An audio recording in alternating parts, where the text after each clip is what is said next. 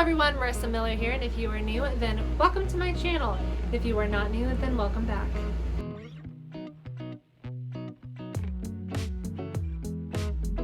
I am an author-illustrator, and I have currently authored and illustrated 2 children's books and published a now young adult book, which I have to get used to including in my introduction.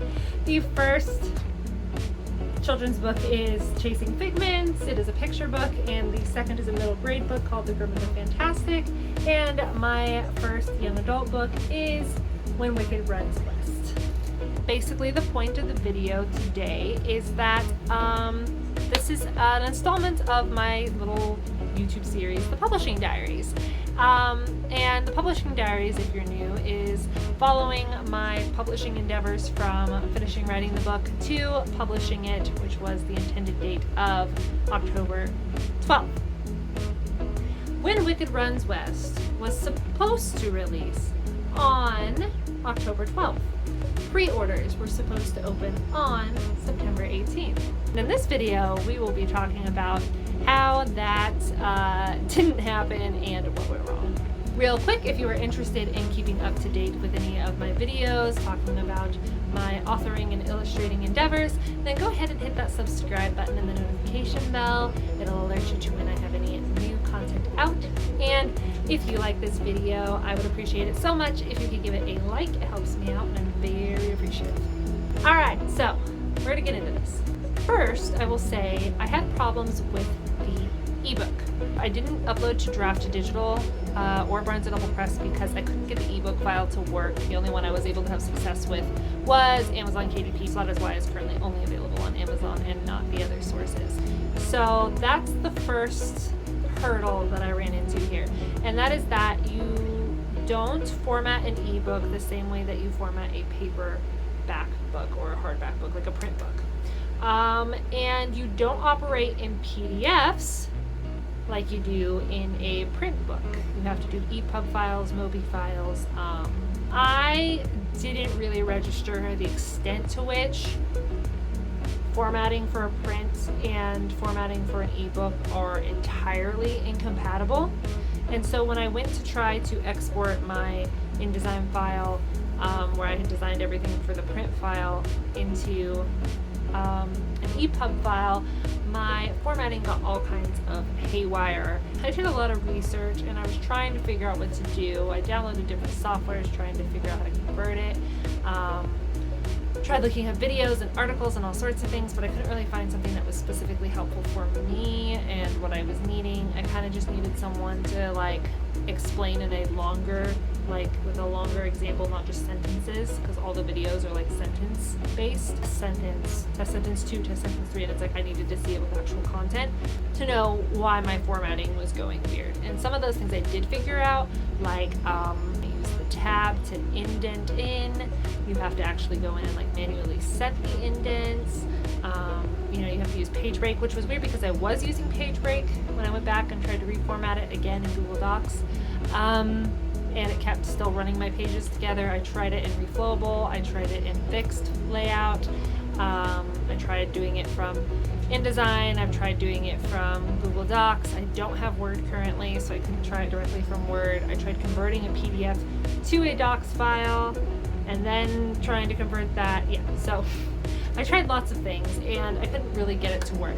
So then enter in Amazon KDP. They have a little free software thing for ebook building or uploading called Kindle Create.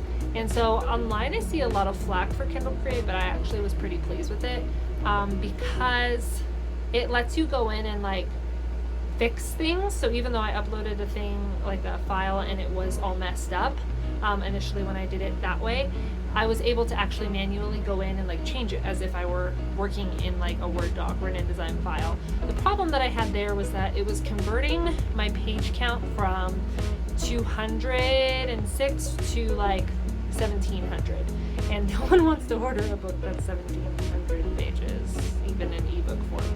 So it just was kind of wonky, and I was I don't know about this. But then I saw there's such a thing when you first go to open up a file called Print Replica, and that allows you to upload a PDF.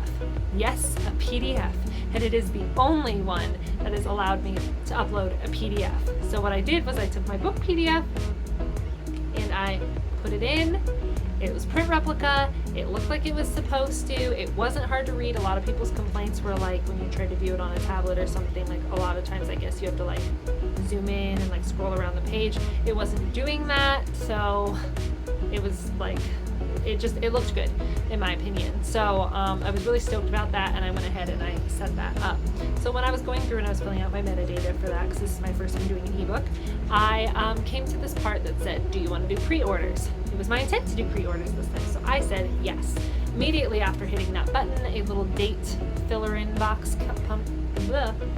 comes up, and it says, enter in this date. So my bright mind in that moment thought it was asking for my pre-order start date, and when I went to enter in the date, it wasn't letting me, and it was saying like, oh, that's too soon, you have to wait. It wasn't letting me do September 18th. It wanted me to do September 21st. And so I was like, okay, I guess it's not that big a deal. I can just say that the ebook pre-orders got moved to the 21st instead of Friday. It'll be Monday. No big deal. Whatever. I'll go with it. So I enter in September 21st. And then I go to check it out the next day, Saturday. I think not Saturday. I think it was like a Thursday or something. I don't know why I said Saturday.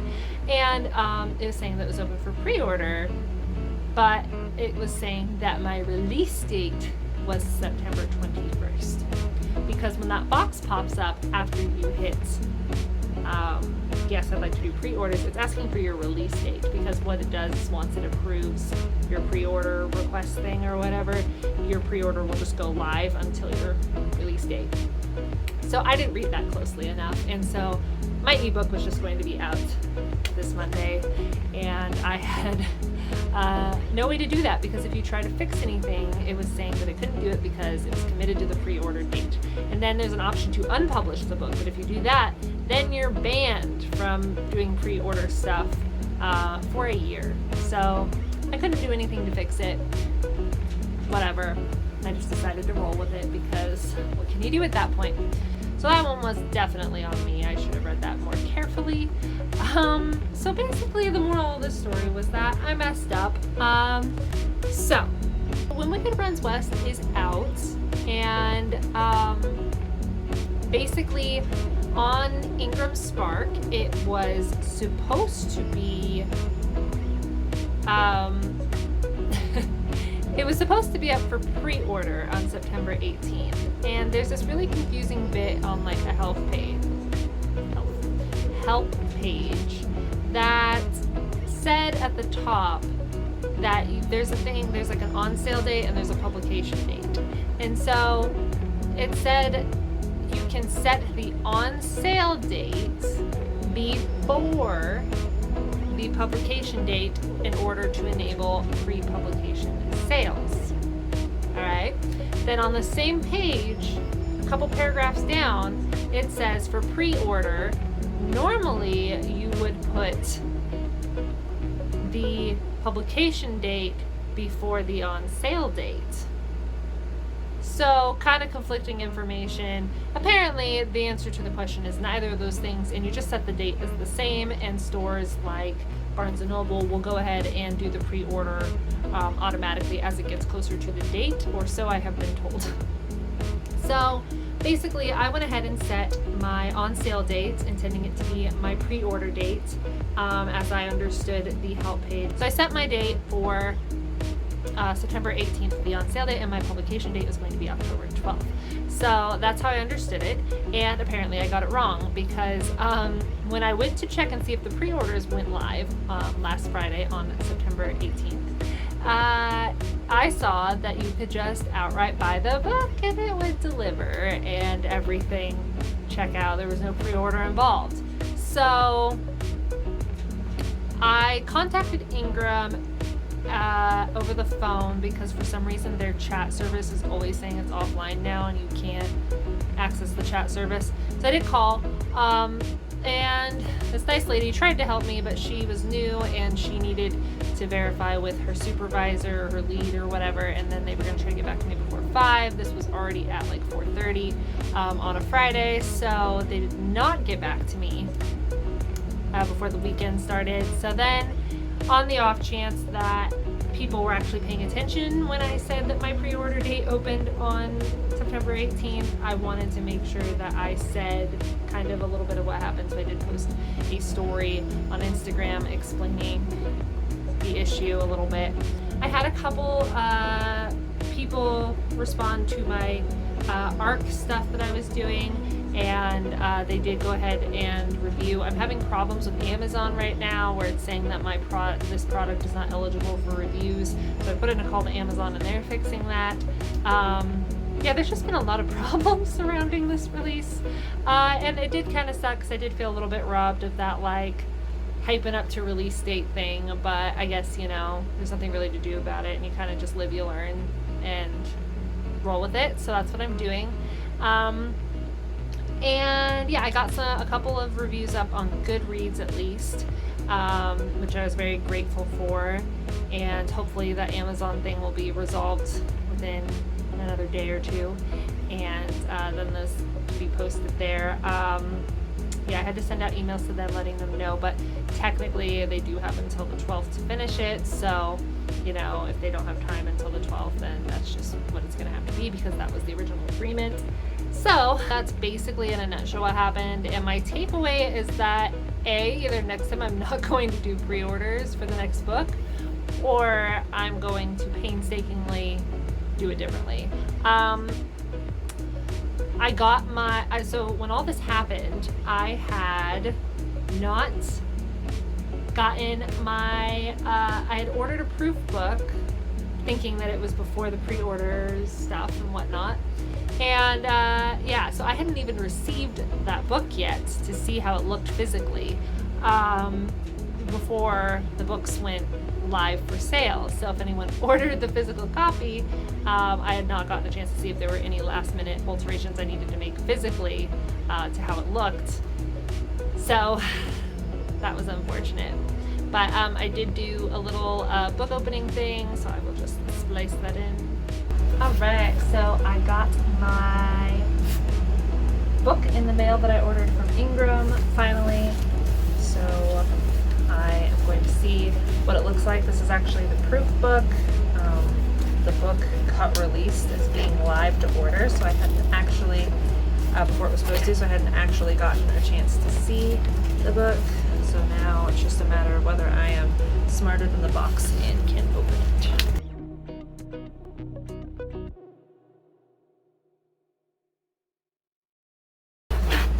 Truth.